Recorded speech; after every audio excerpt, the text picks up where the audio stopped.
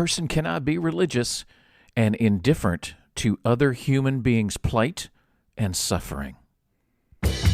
Welcome to the Papa Jeff's America podcast, recorded live in Houston, Texas. We're continuing the conversation one podcast at a time.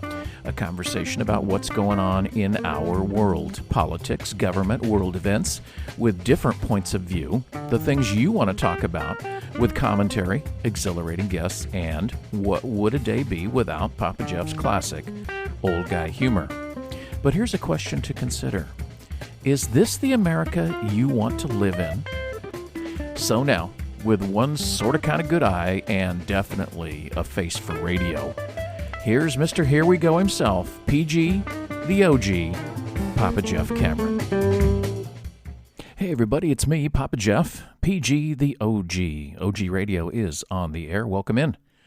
This is Papa Jeff's America. We are the internet podcast that talks about the things that America, that you want to talk about. I am your host. Write down our contact telephone number. You're going to need it, 281-940-6980.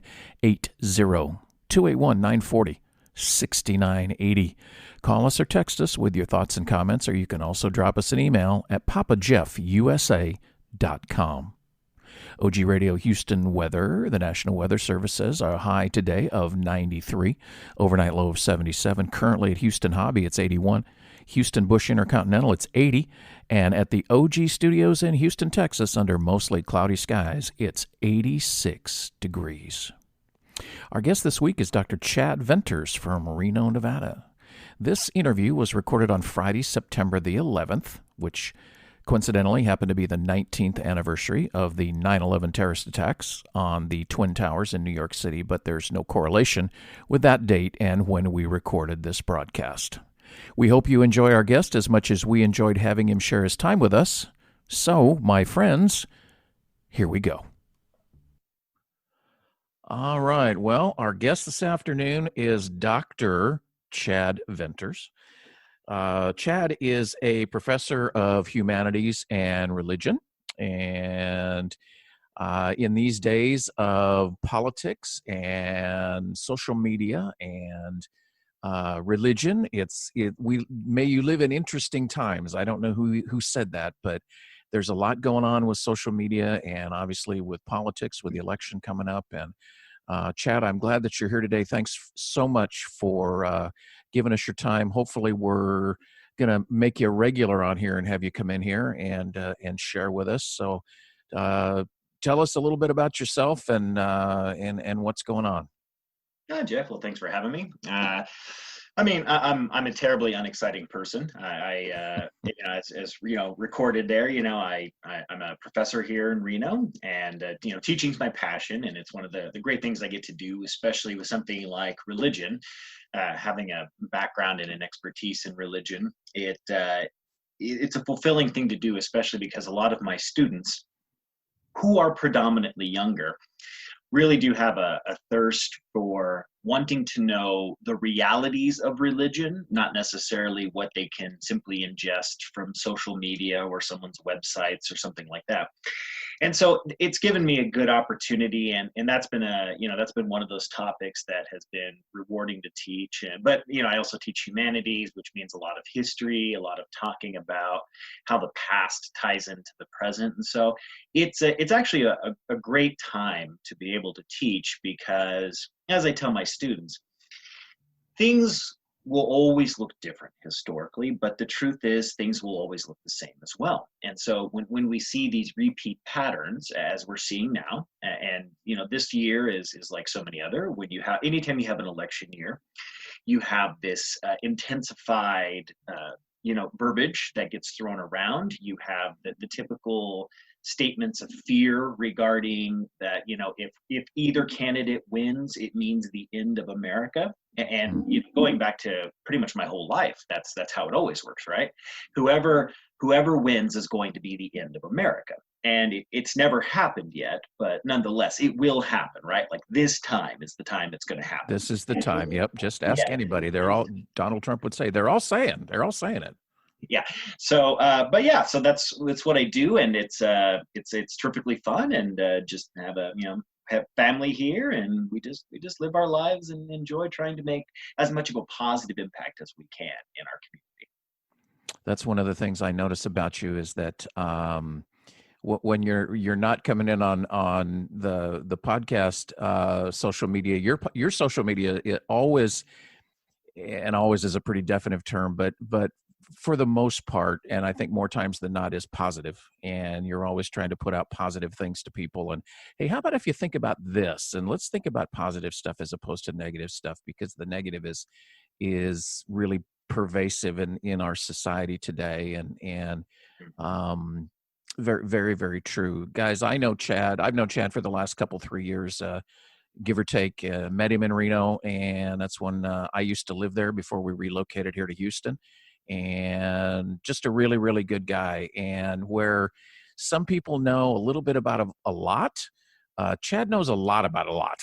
And he's when I was sitting down thinking of who would I want to be able to sit down with on the show, Chad was at the top of the list. And so here we are, and we don't have any kind of a motives here or any kind of a script. We're just kind of talking about stuff and things. So I'm just going to hang out. And for those of you that do follow our social media, especially Facebook, there's been some, I get off on rants sometimes, or I'll post something from either MSNBC or CNN, and that triggers some people. Occasionally I'll put something down from Fox, which triggers me. It's no secret that I refer to Fox as state television, followed by state television station number 2, which is One American News, OAN, who Trump seems to favor in the press conferences. But if you've noticed someone come on and give very positive yet, what's the word I'm after, accurate views on things, or maybe another way to look at things, the Chad that comes on, this is the Chad that is putting in those posts. And just a great guy. And so, Chad, we're glad you're here. Thanks for taking the time. And what do you want to talk about? What's on your mind? First of all, thank you. My heart is so full of warmth, and I'm good. I think that there's obviously there's so much that we can discuss right now. We can talk about the nature of the church in America. That seems to be a popular one. We can discuss overall religion and ideals of religion. There's lots of things. So wherever you're at today, maybe we can roll with it and see what we can come up with. I seem to have triggered, I guess is a good word. I don't really want to go as far as offended, although I think there's been a couple of folks that they seem to think that I've lost my mind because I've gone more from a conservative to a more liberal view on Mm-hmm. things. And I feel that why aren't we all taking care of each other? And I'm not particularly on the far left. I suppose maybe a left leaning centrist would be more accurate. Mm-hmm. But several folks, in fact, a couple in particular, are praying for my soul, that I come to my senses. And there was even one of my friends that I've known for 40 plus years who said, and I expect this, because I've kind of come off as kind of the shock jock kind of thing. And am I really trying for that? Yeah. But he must be having early cognitive changes. And okay, I'm only 60, but okay. And but they're saying the same thing about Mr. Biden, Sure. and there's obviously some things going on with Mr. Trump as well. But I can pretty much guarantee I haven't lost my mind here, and I still have my faith, and Mm-hmm. I still believe in the church. But just because I'm not on the Trump train anymore, which I was in 2016. Mhm. Everybody knows that. But since I'm not on the Trump train and since I've jumped ship, I am now, competing for the role of the Antichrist, I think, with some people. And what's going on with that? Why are people thinking that? Well, I don't think it's particularly unusual, and it's certainly not new to us in terms of as people. When we think back, if we go back to say Elizabethan England, when when Elizabeth takes the throne, has a 44-year reign. What preceded her was, you look at Henry VIII, her father, followed by Queen Mary the First, who becomes known as Bloody Mary. And what you have here is an intermingling of Christianity that is associated with political ideology. And in particular with Henry, what was fascinating about him is going back to 1517 when Martin Luther pens the 95 Theses and hammers it to the church door. He inadvertently launches the Protestant Reformation. And in those early years, Henry VIII was actually given the title Defender of the Faith by the Catholic Church because of the fact that he had defended it against this new, quote unquote, Protestant heresy. And what happens is you get, 20-ish years down the road, and you're in a different situation because Henry VIII, wanting to get a divorce from Catherine of Aragon, can't get the Pope, for a variety of reasons, to sign off on an annulment, which inspires him to launch the Church of England. And with this, what commences is an extended period of battle between religious ideologies of the true Christianity, so to speak. And so you have now Protestant Henry, who has usurped the Pope, whereas previously the Pope was the owner of the souls of the kingdoms. The monarch was the owner of their bodies. So now Henry has usurped the Pope altogether, and he is both the head of the church and the head of the state. Uh-huh. And it launches this battle between two ideologies of what the true Christianity is. And this intermingling of politics and the idea that being in power means that one is favored by God has been something that's been ongoing for a very long time, well before Henry VIII. So where it really comes into play, especially in the United States, is you have a lot of that same political ideology that's intermingled with the notions of Christian faith.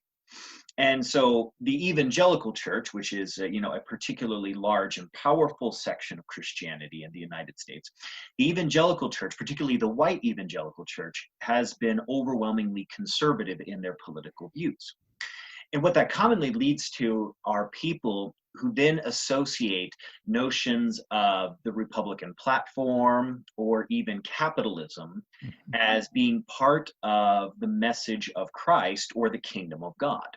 Now, when we actually go back and you look at the message of Jesus Christ, it has really nothing to do with Republican ideology, Democrat ideology, capitalism, any of those things. They didn't exist at the time period. Right. But we are like pretty much every other civilization that has adopted Christ as sort of a mainstay of our vision of what religion and morals are. And so what I see with the way that people respond to you and some of the things you've described to me is very similar to what you would have had in Elizabethan England.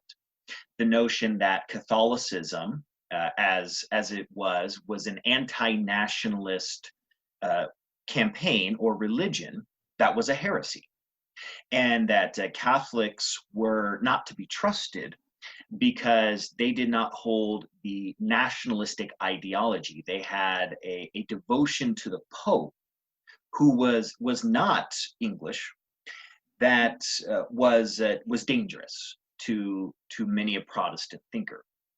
And I see something probably very similar with you and with others, which is that when you have intertwined the kingdom of God in Christianity with the Republican platform, It's not that hard to see why many people will then think that you are, and probably many others, you're tampering with your soul. Your very salvation is at stake because you are not following a guideline of, well, Christianity has one true party in this country, and it's the Republican Party. Therefore, if you are rejecting the Republican Party, you are rejecting God himself. Very common in history to have seen these kinds of thought processes, and I think you're seeing the result of it now. I think you're right. Absolutely, because back in those times, in Jesus's day, he didn't think in those terms. Certainly, that I think he would have been more liberal, certainly, than conservative. But those things didn't exist. He was concerned with building his father's kingdom. That was that. He wasn't interested in the everything that we are today, certainly. And so, yeah, I think you've hit that nail on the head for sure. That I have, I've hit a nerve with some people, and I was telling at an appointment the other day, my eye doctor, I told him what I was doing, and he says, that's cool. And I said, I think I've only pissed off 2 of my friends so far. And he giggled and he says, only 2? It's a political opinion show. Only 2? Yeah. Well, it's early, It is, yes. So we'll see what happens. But our thing on this show is that we want to continue the conversation. That disagree doesn't mean dislike. We can have a conversation. We can agree to disagree. It's okay. I'm not saying that I know everything. I certainly don't, and I'm not saying I'm necessarily right. But I have my views. Other people have their views. You and I agree on a lot of things. I'm sure there's things, if we got into it, there's things that we're not going to agree on, and that's okay. Because it's when communication breaks down that the problems start. And that's where, obviously, without getting into that whole big thing, that's where Mr. Trump has this problem is, that he, according to the tapes that have come out, he knew and he didn't say, and now it's come out and it's always everybody else's fault. But now it's, well, I didn't do that, and I didn't, and well, Woodward knew. He should have said something. What? There's always that. He seems to forget that he's still the president. If you just elect me, I'll fix everything that I did. No, hopefully not. But anyway, no, I think you've absolutely hit that, and that's really cool. See, that's why you're here, because you've got the answers to absolutely everything. Oh, not at all. But it certainly, one of the great things about being an educator and doing the things I do is that you really do see the patterns. It shouldn't be shocking to anybody that there is all of this disconcern about the retreat of moral values and so forth. As I tell some of my students in critical thinking, when you go back, you think about today, we hear a lot about how society is going to hell in a handbasket because of the loss of Christian values. Okay. But, keep in mind, of course, that's an American concept of Christian values. What an American concept of Christian values would look like compared to a 15th century Hungarian set of Christian values would look far different. But when you go back to the time of Jack the Ripper, so you're 1888, and you have this series of brutal murders taking place. You have people at the time period writing op-eds about it, and what you see in some of those op-eds is that this is happening because we have, quote unquote, abandoned our Christian morals and values. It's the exact same thing, right? Those morals and values look absolutely nothing, similar to what we have today. But it's that same principle, right? There has to be a reason or a causality for why things aren't running perfectly. But of course, things have never run perfectly.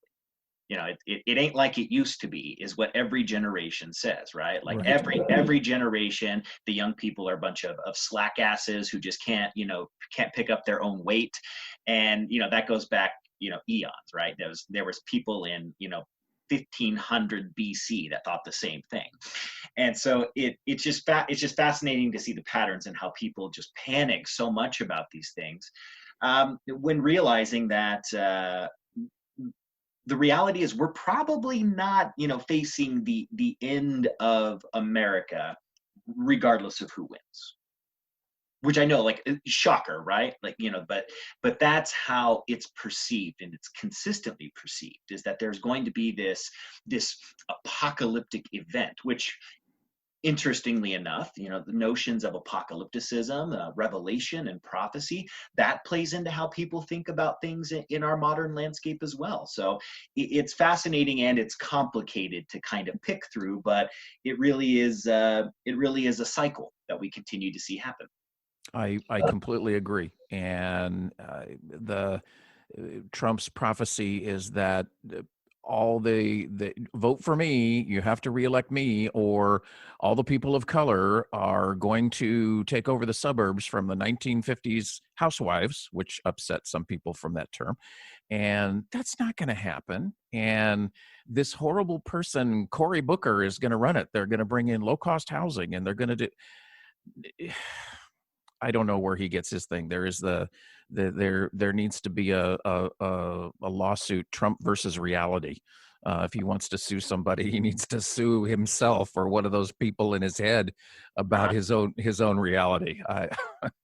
I don't know. But speaking of reality, and where some of these awkward, interesting views are coming from, what do you think of this QAnon thing that's out there? What are your views on that? Mm-hmm. Well, I mean, issues with like QAnon or with Pizzagate, to me, they all kind of extend from this same issue, which is that in the age, especially of the internet, and conspiracy theories don't begin with the internet, obviously, but what conspiracy theories allow people to do is they allow people to essentially create an apologetic for a viewpoint that they want to hold. And what I mean by that is, very simply, the thing with conspiracies is, of course, conspiracy theories don't have tons of facts and information to back them, right? It's very cloak and dagger. It's so-and-so has leaked this or that. And so with a conspiracy theory that you hold to, what you can do is you can point to something like, for example, this enigmatic Q person who is supposedly giving all this information about pedophile rings or any number of things. And then whenever someone can point to, well, look at all of the information that is not here, or the complete lack of facts in here, you can appeal to the conspiracy, right? Well, that's because it's a conspiracy. The lack of information doesn't mean it's not happening. It's because the conspiracy is here. And then you can choose whoever is involved in your conspiracy. The deep state seems to be the popular one these days. Yes. So, it's the deep state. Well, who exactly is the deep state? I don't think that there's an answer to that. And one might even take it further and ask, how is it that, almost 4 years into a presidential administration, this individual has not been able to root out the deep state by bringing in their own people? And it's this again, it's this cloak and dagger trying to undo the amazing things that the president is doing. And again, it's not new. I mean, we go back to 9/11. Today is the anniversary. Yes. 9/11 had its own barrage of conspiracy theories. Two factions that were very popular and probably are still, I'm sure, out there, was the Let It Happen on Purpose group and the Made It Happen on Purpose group. LIHOP and MIHOP was the references. And in these theories, it was that the United States let 9/11 happen. They knew in it, they allowed it to happen because they wanted to be able to engage in war, whatever. The other one is that the United States actually did it on their own. The Bush administration had, loaded up missiles into a 747 and shot them into the World Trade Center. And you can find videos where people are trying to show you that a missile fires out of the airplane and everything else to basically enact war, oil. There's any number of directions you can take that. But it's the issue of the conspiracy theory. Conspiracies allow people to hold a view where there is an abundant lack of evidence for that view, because one can always appeal to the conspirators as covering the information that would be critical to understanding it. So it's not necessarily an academic worldview, it's an apologetic worldview, in the same way that people can pick and choose information and sort of discard the rest with anything they hold. And so it really starts to, you see the seeds of conspiracy really work well, especially on the internet, right? Because the internet allows people to access gobs of information.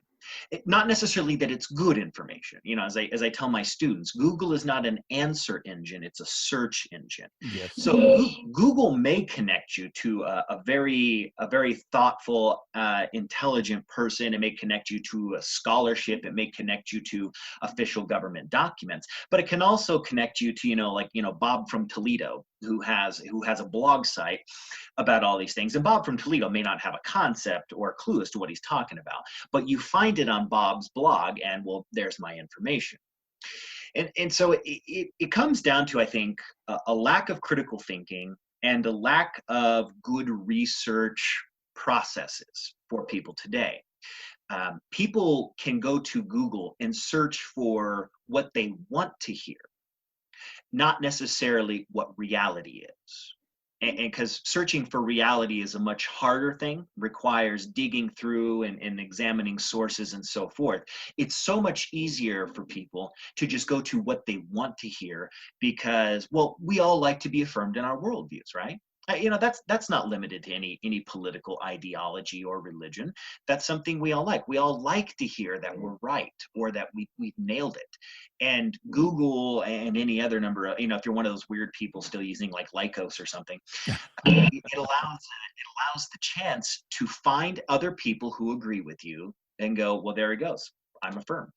I'm affirmed in my beliefs. We've seen it all through the COVID thing, right?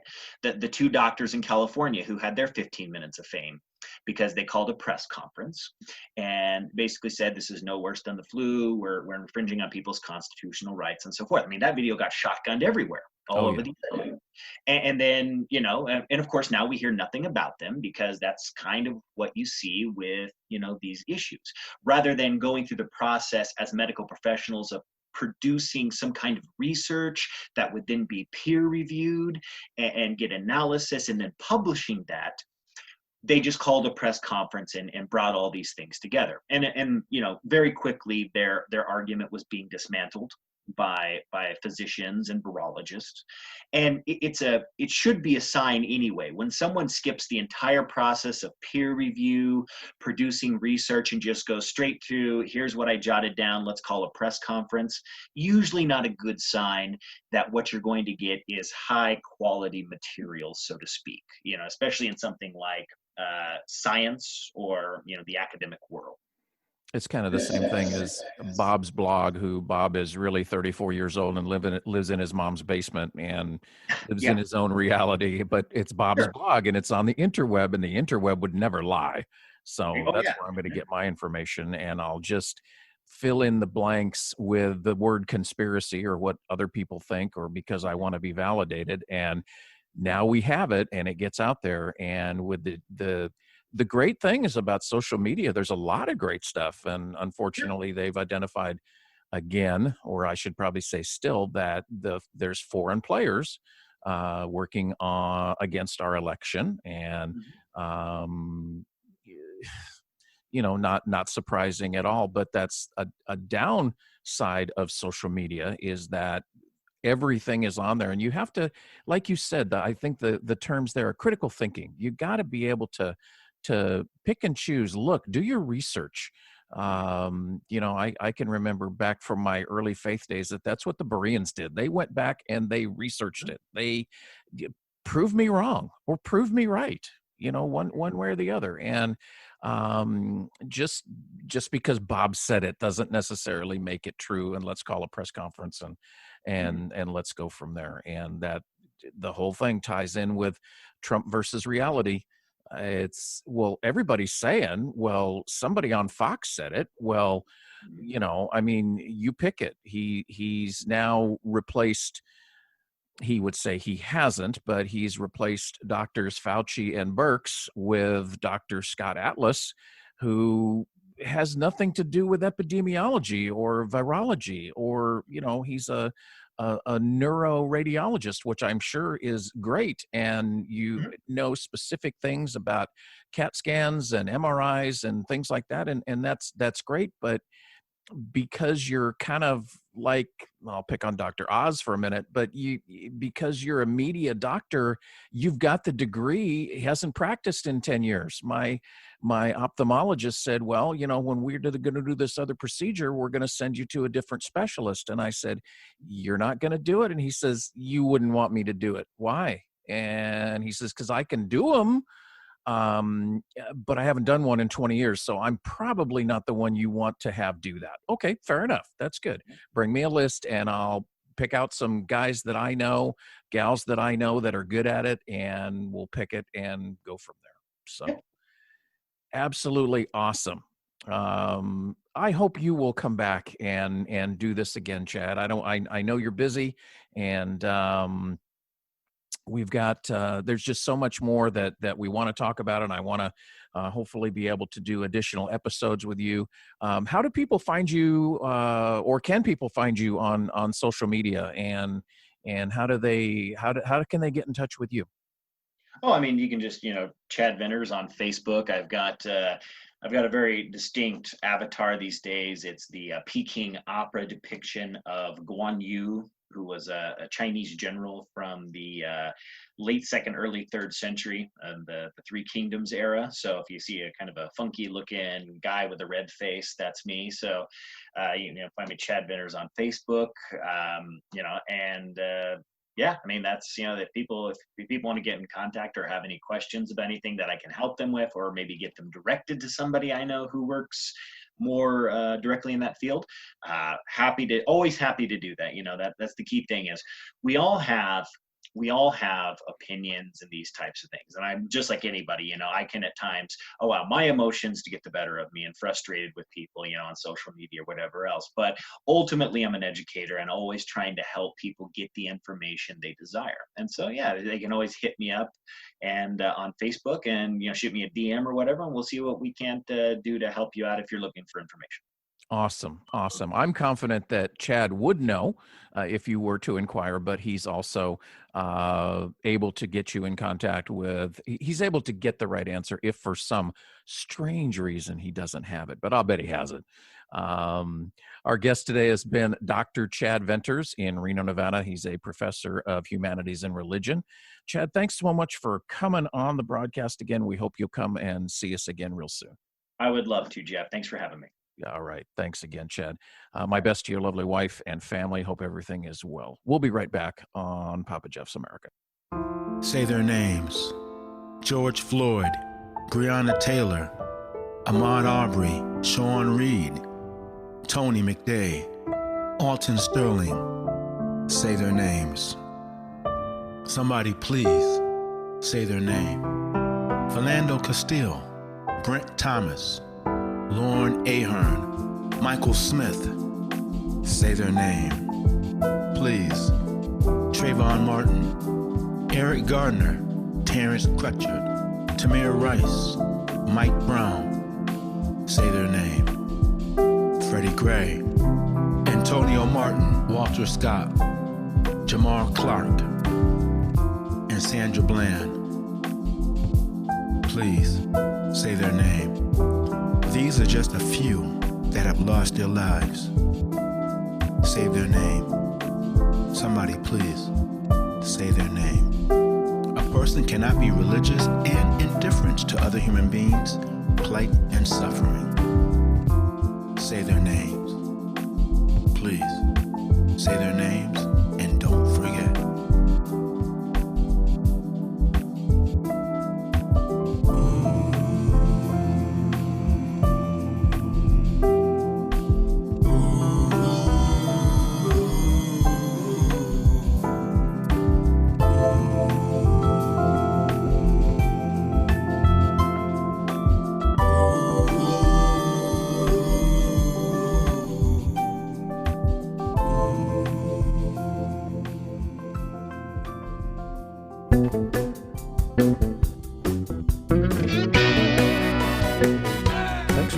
Texas and Papa Jeff's America.